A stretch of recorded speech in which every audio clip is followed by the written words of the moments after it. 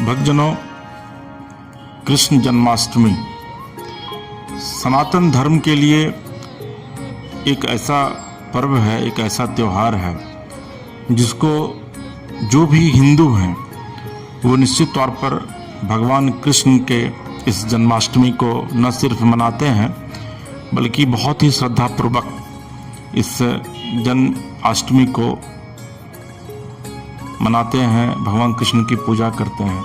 तो आइए आपको हम बताते हैं कि इस बार जो है वो जन्माष्टमी कब है, कैसे आपको जन्माष्टमी में फास्टिंग करनी है, कब आपको भगवान कृष्ण की पूजा करनी है ताकि मनोवांछित फल आपको मिल सके। तो देखिए, वैदिक पंचांग के आधार पर अगर देखा जाए तो 26 अगस्त को दोपहर के 3:59 पर भाद्रपद कृष्ण अष्टमी तिथि शुरू हो जाती है, जो 27 अगस्त यानी कि मंगलवार को तड़के 2:19 पर समाप्त होगी। तो कहा यह जाता है कि जो उदय तिथि होती है किसी भी पर्व, किसी भी त्यौहार के लिए उदय तिथि को ही महत्वपूर्ण माना जाता है। और उदय तिथि की मान्यता के अनुसार भगवान कृष्ण की जन्माष्टमी 26 अगस्त यानी सोमवार को है। इसका जो मुहूर्त है वो रात के 12:01 यानी कि 12:01 का मतलब हो जाता है AM, और 12:45 AM तक है, जो कि इसका सबसे शुभ मुहूर्त है। और मात्र 45 मिनट का शुभ समय जो है वो भगवान कृष्ण के जन्मोत्सव के लिए इस बार शुभ समय है। और उसके बाद जो है वो पूरे समय आप व्रत रख सकते हैं या रख सकती हैं, और फिर भगवान कृष्ण का जो है वो जन्मोत्सव जो है वह होगा। कहा यह जाता है कि इस बार जन्माष्टमी के दिन सर्वार्थ सिद्धि योग बन रहा है, जो कि 3:55 से शुरू होगा 26 तारीख को, और 27 अगस्त को सुबह 5:57 तक यह जो है वह रहेगा। ऐसे में भगवान श्री कृष्ण का जन्मदिन जो है वो सर्वार्थ सिद्धि योग में भी आप मना सकते हैं।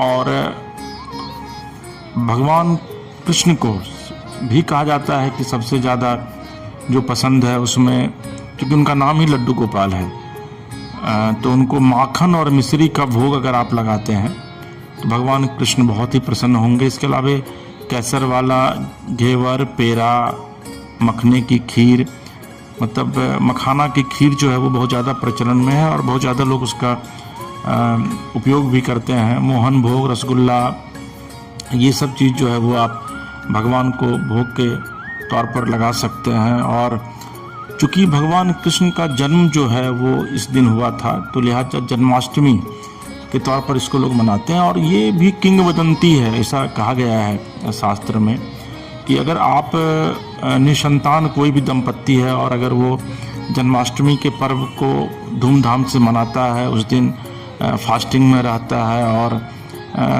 हृदय से भगवान कृष्ण की पूजा करता है, तो उसको संतान की प्राप्ति जो है वो हो सकती है। तो ये मतलब इस बार जो है वो भगवान कृष्ण का जन्मोत्सव जो है वो आपको 5251वां जन्मोत्सव इस बार भगवान का मनाया जा रहा है। और सबसे जो महत्वपूर्ण बात है वह यह है कि भगवान कृष्ण की जो जन्मस्थली है मथुरा, भगवान का जन्म वहीं पर हुआ था, और वहाँ पर भी 26 अगस्त को ही इस बार जो है वो कृष्ण जन्माष्टमी मनाई जा रही है। और भगवान का जो अभिषेक होगा मंदिर परिषद में मथुरा में, वो पंचामृत से अभिषेक होगा। हालांकि अगर आप घर में भी भगवान कृष्ण की पूजा कर रहे हैं, जन्माष्टमी मना रहे हैं, तो आप पंचामृत से अभिषेक जो है वो आप भगवान का कर सकते हैं। और सबसे जो महत्वपूर्ण बात है वह यह है कि भगवान जो मथुरा में जो है, क्योंकि वहाँ पर बांके बिहारी जो मंदिर है भगवान कृष्ण का, वहाँ पर जो उत्सव मनाया जाएगा वो 27 तारीख को मनाया जाएगा। और मंगला आरती उसी दिन होगी। और इस बार भक्तों के आरती दर्शन के लिए जो है वो मात्र 600 लोगों के दर्शन की व्यवस्था जो है वो वहाँ पर की जाएगी। अब रही बात कि आप भगवान को कौन सा वस्त्र पहनाएंगे, तो भगवान कृष्ण का जो सबसे प्यारा वस्त्र है वो पीला वस्त्र है। तो अगर आप पीली पीताम्बरी भगवान कृष्ण को उस दिन आप चढ़ाते हैं तो ये बहुत ही मंगलकारी जो है वो माना जाता है। और इसके अलावे आपको ये पता है कि भगवान कृष्ण का 2 बहुत ही प्यारा मंत्र है, जिस मंत्र का अगर आप जाप करते हैं इस दिन तो आपकी समस्त जो मनोकामनाएं हैं वो पूरी होंगी। एक तो ओम नमो भगवते वासुदेवाय, अमूमन हरि का ये मंत्र है, भगवान विष्णु का ये मंत्र है, और स्वयं जो भगवान कृष्ण है वो विष्णु के ही अवतार हैं। तो ओम नमो भगवते वासुदेवाय का भी आप जप जो है कम से कम 1 माला जो है वो जरूर कीजिए। और ये हर एक हिंदू को, कम से कम जो सनातनी हैं, जो हिंदू हैं, उनको 1 माला का जाप जो है वो करना चाहिए।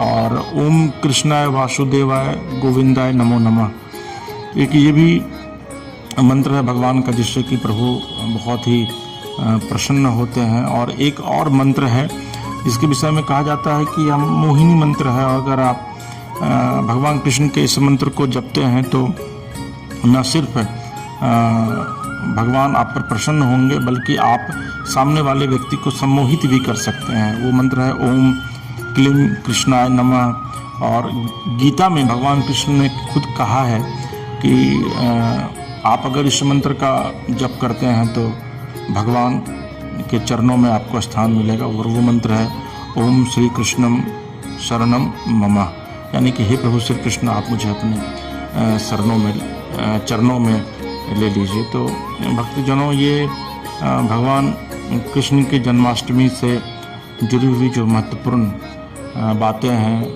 कि आखिर ये कब आप मनाएं, किस तारीख को मनाएं, कितने बजे मनाएं, कौन सा शुभ मुहूर्त है, किस मंत्र का आप जाप करें जो आपके लिए फलदायी होगा, और भगवान को कौन कौन सा भोग लगाएं, ये मैंने आपको बताने की कोशिश की है।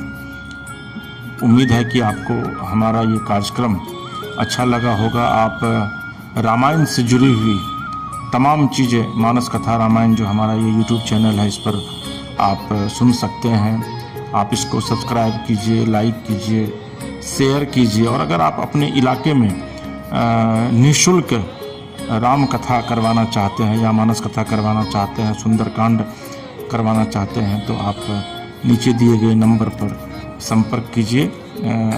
इसके लिए कोई भी शुल्क आपको नहीं देना होगा, क्योंकि हमारा उद्देश्य कहीं ना कहीं से सनातन धर्म को पूरी तरीके से इस्टेब्लिश करना है। क्योंकि जो इस पूरी सृष्टि का जो सबसे पुराना धर्म है वो सनातन ही है, और सनातन से ही तमाम धर्मों की उत्पत्ति हुई है।